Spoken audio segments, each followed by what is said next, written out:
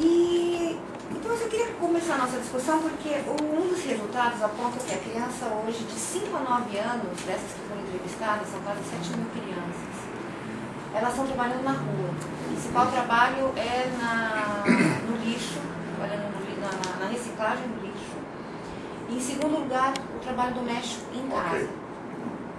Então eu queria discutir um pouco isso, quer dizer, essa relação. O que a gente pode falar dessa relação da nossa sociedade hoje, do conceito de infância e de juventude, de educação, de trabalho? Falaremos. Na hora que você ligar, eu começo. Vamos começar. Tá ligado? Tá ligado. Primeira coisa que a gente não pode esquecer, e é sempre óbvio trazer à tona, a origem da palavra infância. Em latim, infante é aquele que não pode falar.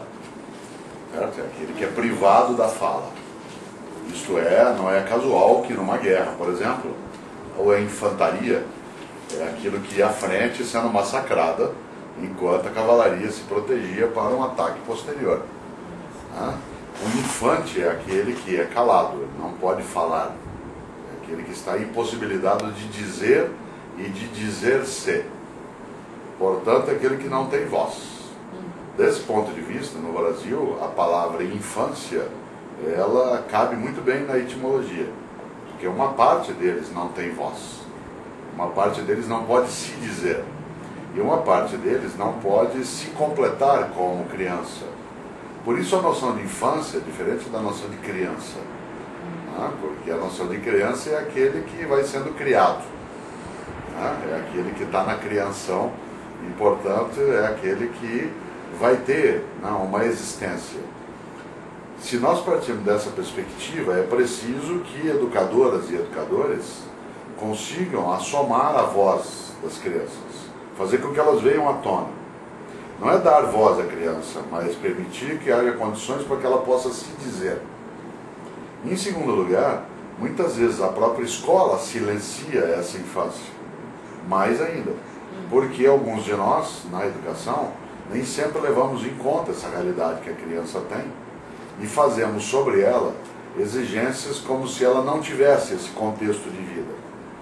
Recuperando a antiga frase do espanhol Ortega y Gasset, eu sou eu, mas a minha circunstância. Eu não sou um eu puro. Eu sou eu e que está à minha volta e que eu vivo.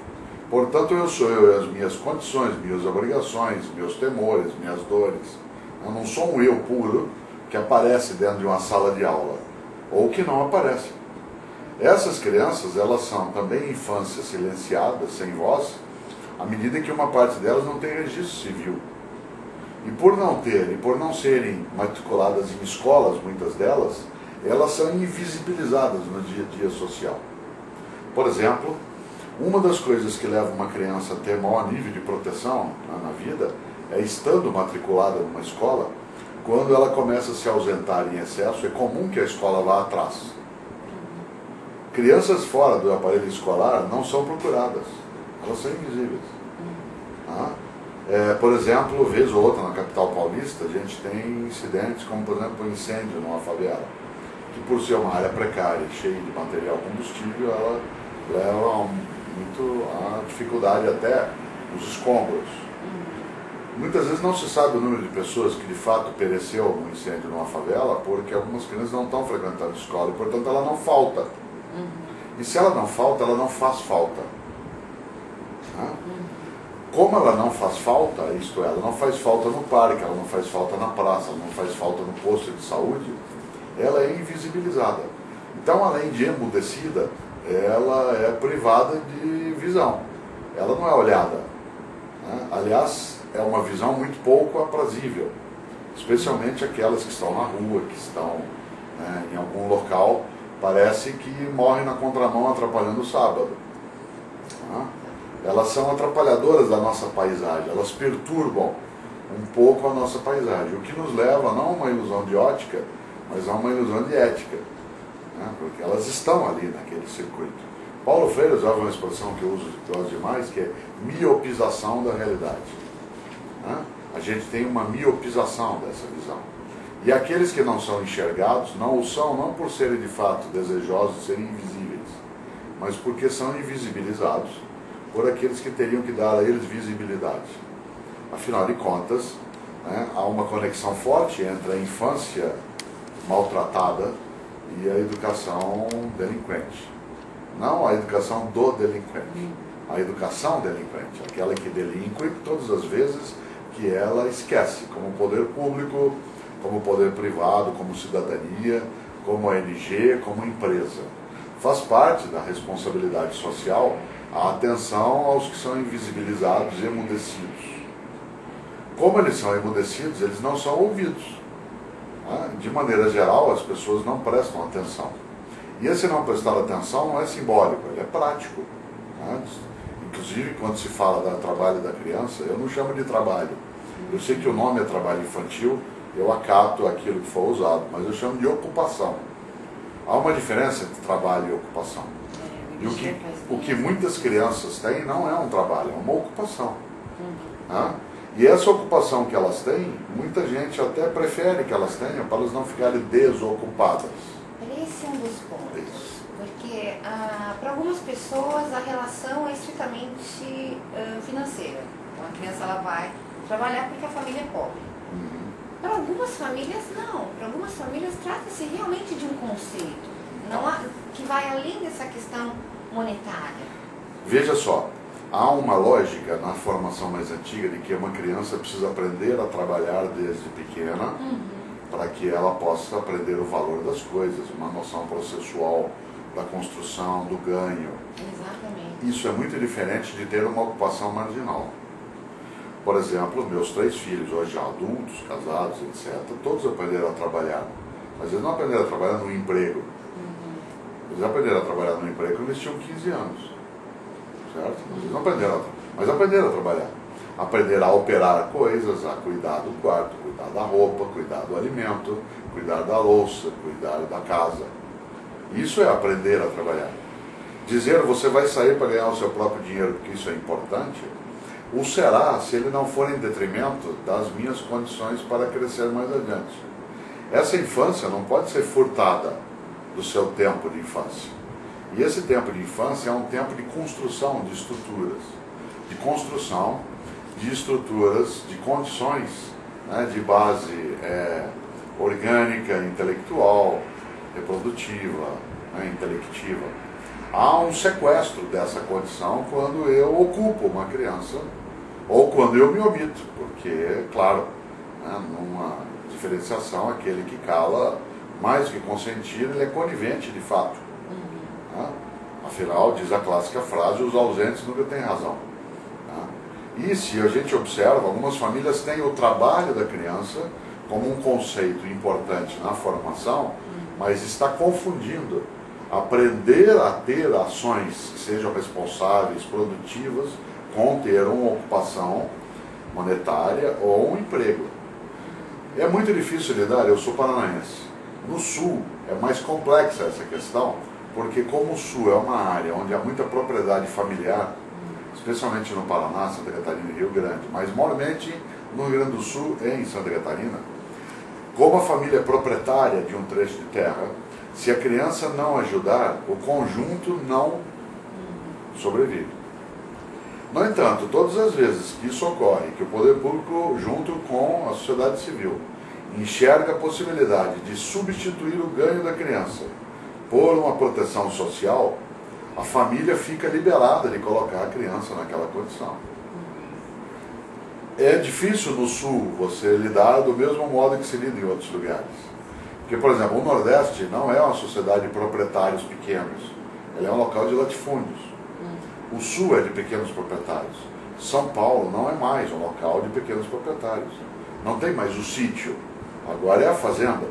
E nela ou estão imensas plantações de laranja, ou de cana, ou de soja. Certo? E nelas não cabe o pequeno proprietário. Por isso a criança que auxilia no corte da cana, cortando ao menos 4 toneladas no dia para auxiliar a produtividade do pai e da mãe, ela não está aprendendo a trabalhar. Ela está sendo sequestrada no seu modo de vida e de felicidade. Quando o poder público e a sociedade civil em geral auxilia para que o ganho que ela tem seja passado, é um conjunto que protege o desvalido. Nesse sentido, a educação entra não apenas como aquela que acolhe a criança na escola, mas aquela também que não é expulsa no cotidiano por não compreender as condições de vida que ela tem. De maneira geral, crianças nessa situação têm pais alfabetizados precariamente ou não alfabetizados. Por exemplo, uma professora ou um professor como eu não pode passar tarefas para casa que tenham como suposição que o pai e a mãe possam ajudar. Porque ao fazê-lo, como eles não vão ajudar, está se criando condições diferentes para algo que será avaliado depois como sendo único. Essa criança será sucessivamente reprovada. Ou será colocada à margem porque ela dá trabalho. Mas não é ela em si. Tá? Dou outro exemplo concreto. Dependendo da região onde se vive, crianças que vivem em favelas ou nas áreas periféricas de habitação muito precária, elas falam muito alto.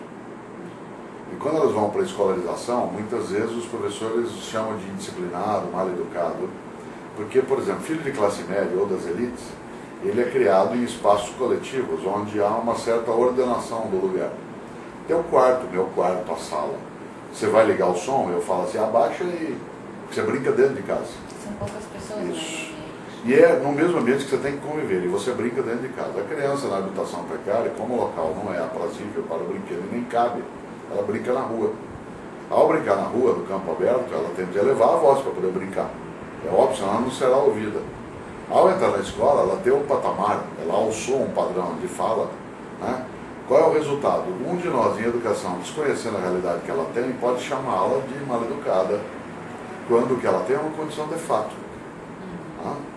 Ou que essa criança habita, por exemplo, na cidade de São Paulo, que é uma coisa real, e é muito comum isso em relação à ocupação infantil nas ruas, ela habita nos cortiços.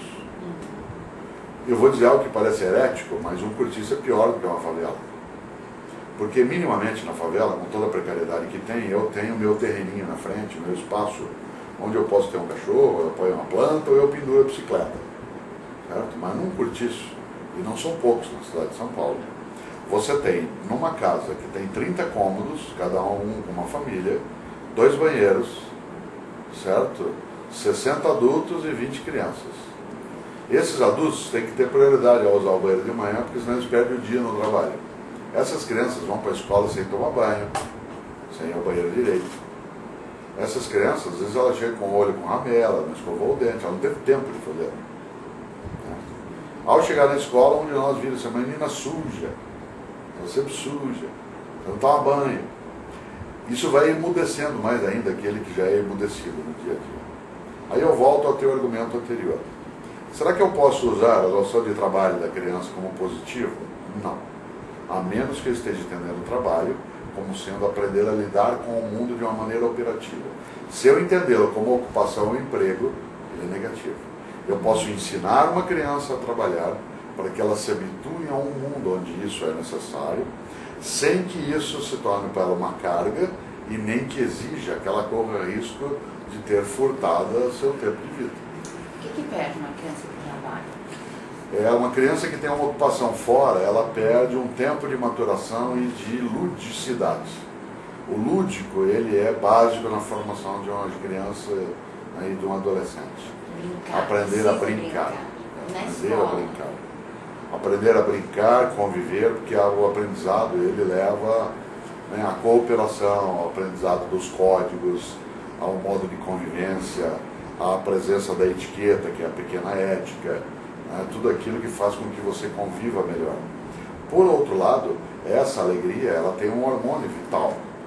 Crianças, por exemplo, de maneira geral, especialmente até a educação infantil, elas precisam dormir mais. Existe um hormônio que é liberado exatamente quando a criança dorme. Crianças que vão para a escola, elas têm colchonete, para ela poder, depois que se alimenta, tirar um cochilo, porque um dos hormônios de crescimento, ele tem operação exatamente quando você está dormindo, porque você libera um nível menor de cortisol, por conta da tua atividade ter cessado, e ele, portanto, atua com maior potência. Tá? Por outro lado, ela perde também a criança a compreensão de uma vida na qual a alegria caiba sem a responsabilidade do retorno obrigatório, sem que ela tenha que ter uma devolutiva cotidiana. Uma criança que vai para a ocupação na rua, ou no colheita de laranja, ou na roça, ela é avaliada todos os dias. Nenhum de nós gosta de prova todo dia, certo? Tanto que todas as vezes que você imagine que na escola você poderia ter prova diariamente, a escola seria insuportável. Uma criança que se ocupa na rua vendendo produtos, uma atividade marginal, ela é avaliada diariamente. Quanto você vendeu, por que não vendeu, hoje você não cumpriu. Você já imaginou que vida de cobrança contínua? Portanto, isso tem um peso e pode gerar uma amargura muito grande. É mais do que se apropriar da mão de obra, se apropriar Do tempo, da vida, ideia, da vitalidade. do pensamento. É. Dado que, exceto aqueles que são reencarnacionistas, uma parte das pessoas, eu entre eles, acredito que nós temos uma vida, eu tomo conta e me aproprio e me torno dono daquilo que é o tempo de vida dela.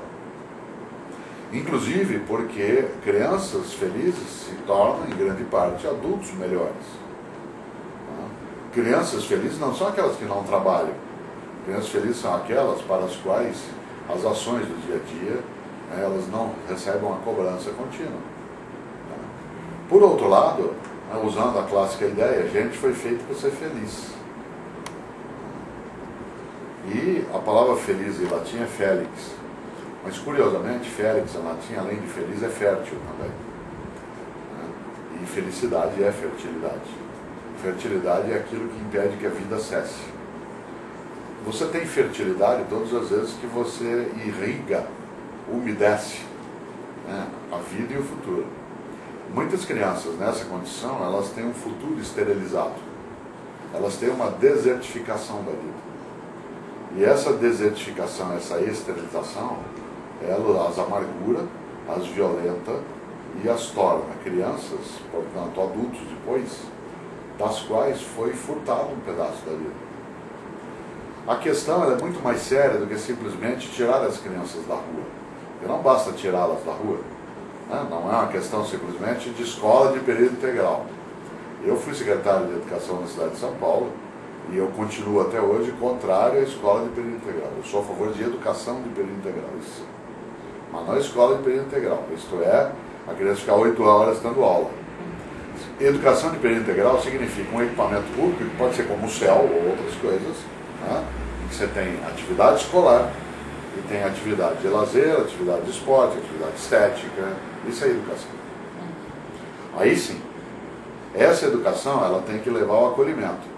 Mas não temos que ter uma educação assim, que simplesmente tire as crianças da rua, mas uma educação que leve a rua para dentro da escola. Que de nada adianta ela vivenciar um universo fantasioso no equipamento escolar, mas não encontrar uma correspondência disso na vida cotidiana que ela carrega. A questão séria não é tirar a criança da rua, é levar a rua para dentro da escola. E levar a rua é levar as brincadeiras da rua, os temas da rua, as angústias da rua, que é o que fez Paulo Freire quando trabalhou com temas geradores, com círculos de cultura, com conscientização da vida. Não há um segredo tão especial nisso. Inclusive os problemas e dificuldades do entorno dessa escola, não? Claro, porque o entorno da escola é a escola. Uma escola não é um prédio, ela é uma comunidade de vida. Supor que uma escola seja um prédio é supor que a nossa casa é uma casa. É óbvio que não, tanto que não chamamos a nossa casa de casa só. A nossa casa significa para nós nosso lar. Certo? E quando você diz meu lar, você não está querendo dizer o prédio, você está querendo dizer o teu lugar, o lugar ao qual você pertence. Uma escola, ela não é um prédio, uma escola é uma comunidade de vida. E essa comunidade avança todo mundo que é dela proprietário e nela é presente. A escola vai até onde as pessoas moram. Não é que onde elas moram é propriedade da escola, é que a escola se espalha até onde as pessoas vivem, trabalham, morrem. A escola é um equipamento vivo. Nesse sentido, a escola vai até a rua e precisa ir. E ela precisa trazer a rua para dentro dela. Porque ela não é um equipamento de proteção. Aliás, se pessoas reclusas tivessem uma educação melhor, as unidades da antiga FEBEM, da atual casa, seriam centros de excelência. Aliás, 24 horas em estado educativo. Certo? E é óbvio que não é assim. Inclusive, se você imaginar, ocupar alguém para que ele não faça bobagem, é quando ele não tem outra coisa a fazer. É evidente que você tem que ter trabalho dentro do sistema carcerário. Porque o preso, por ter 24 horas sem atividade, ele precisa ocupar-se. Mas uma criança arruma atividade para 24 horas, ela brinca. Brinca com outros e brinca sozinha. Tá? Ela tem imaginação. Você não vai dizer para um adulto que está no sistema penitenciário que ele vai passar o dia brincando. Ele já está fora desse período. Mas, ao preso, você oferece ocupação. A uma criança, você oferece condição de frutificação. Né? De brincar, de pensar, de ler, de passear, de cuidar. Uma criança de 7, 8 anos, muitas vezes ela cuida de outros. É uma ocupação também. E com a responsabilidade de ter ali. Que infância ela tem? Aos 7 anos cozinha, aos 9 anos cuida, aos 10 leva o irmão para a escola e busca, vai vender coisa no semáforo. Tá? Ora, a questão não é só que ela faz isso, porque ela precisa sobreviver. É a tarefa da sociedade, isto é, o Estado e a sociedade civil, de impedir que isso seja um horror que a gente admita como natural. Ou seja, não é mais um trabalho que o de professor tenha quando ele encontra um aluno que trabalha com o pai o dia inteiro. Ou que... Não, isso é um trabalho da escola. É um trabalho da escola, adulto. Do Conselho da Criança e do Adolescente. É um trabalho do juizado, da promotoria. Ele é um trabalho da sociedade, seja do aparelho executivo, judiciário, legislativo ou de qualquer pessoa. Há escolas, há cidades em que as pessoas vão atrás do aluno, querem saber. Agora, de nada adianta dizer para um pai, para uma mãe, que ele tem que deixar o filho na escola, inclusive porque a lei já existe. Certo? A Constituição obriga a criança a estar matriculada de 7 a 14 anos, senão o adulto responsável é demitido por justa causa. Então não é a falta de lei, é a falta da outra condição. Não pode dizer a um pai que precisa completar a renda, uma família pauperizada, que a criança vai ficar imune a isso. Então eu só tenho uma saída. Eu vinculo o aumento de condição financeira para aquela família à frequência escolar. É Bolsa Família, Bolsa Escola, né? Tudo aquilo que de fato faz com que se crie uma proteção social desse circuito. Né? A escola veio nos últimos 30 anos acumulando tarefas que ela não tinha. Por exemplo, não cabe mais ela apenas o ensino.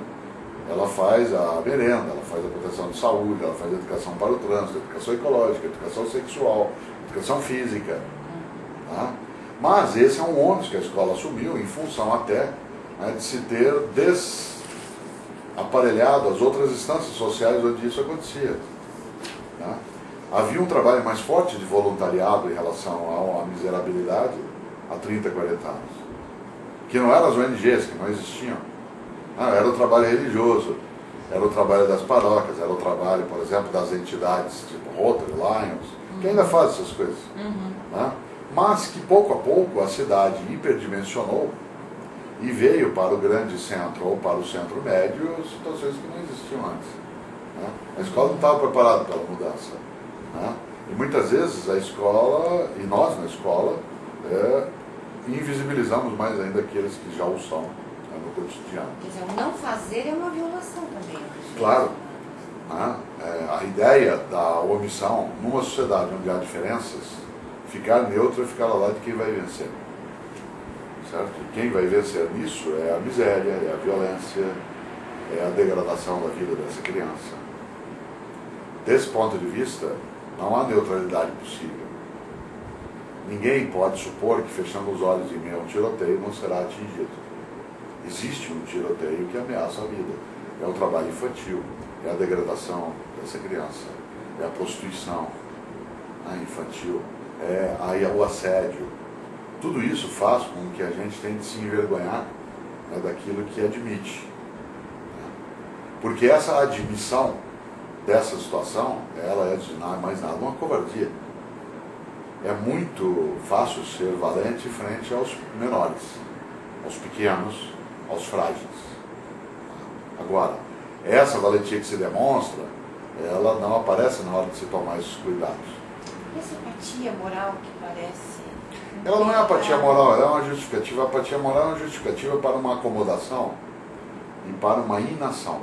De maneira geral, as pessoas se postam diante de um aparelho de TV às 8h30 da noite e ao verem a miséria, a indignação, né, ao verem a falta de trabalho, a criança trabalhando, elas se levantam e bradam durante alguns segundos: que horror, alguém tem que fazer alguma coisa. E no outro dia seguinte o fazem de novo.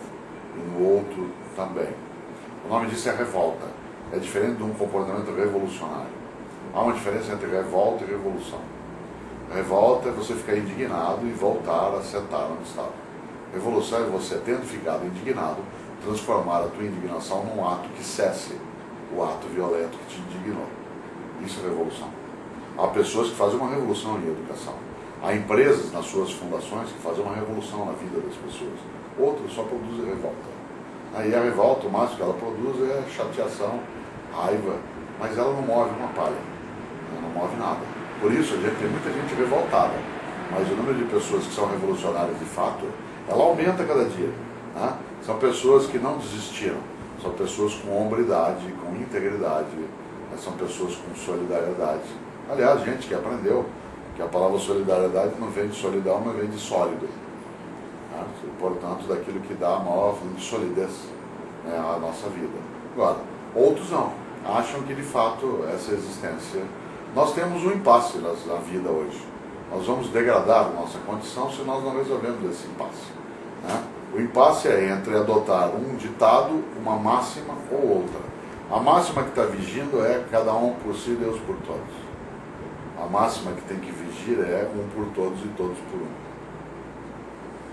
A máxima que está na praça é cada macaco no seu galho. A máxima que precisa vir à tona é um por todos e todos por um.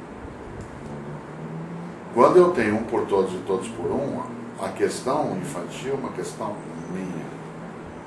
Os budistas chamam isso de compaixão. Sofrer com o outro. E sofrer com o outro não é sofrer pelo outro. É sofrer porque ele sofre e não aceitar que o sofrimento dele não seja meu.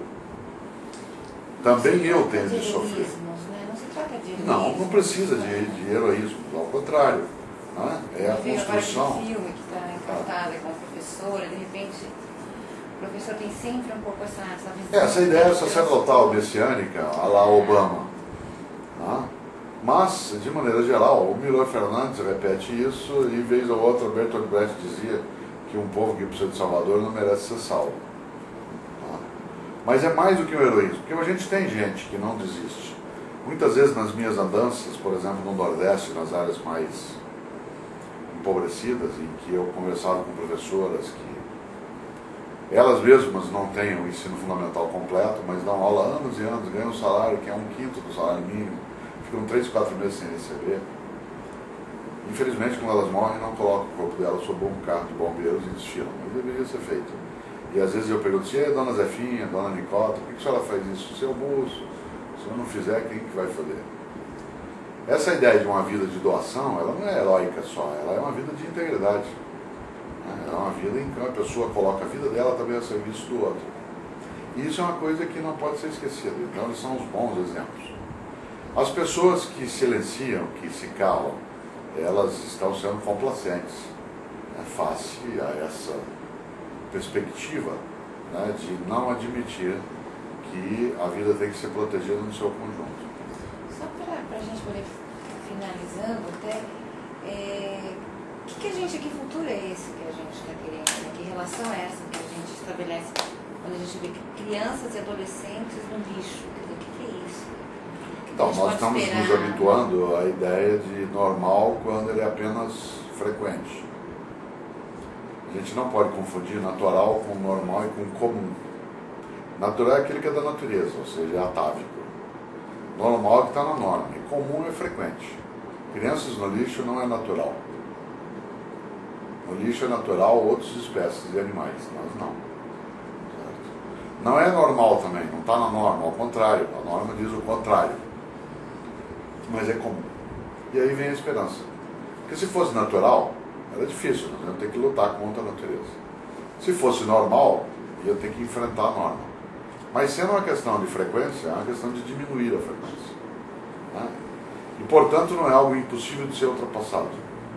Isso significa que não é só uma questão de consciência, mas é uma questão também de litigância. Um dos elementos mais fortes de proteção dos direitos sociais no Brasil é a litigância. Nós já entendemos nos últimos 20 anos que sem a litigância nos tribunais, sem a litigância junto às promotorias, sem a litigância junto ao executivo, não existe possibilidade de avanço em várias áreas. Portanto, o prefeito ou a prefeita, o grupo de empresários locais, aqueles que precisam cumprir o Estatuto da Criança e do Adolescente, o Estatuto do Idoso, o Estatuto, etc, etc.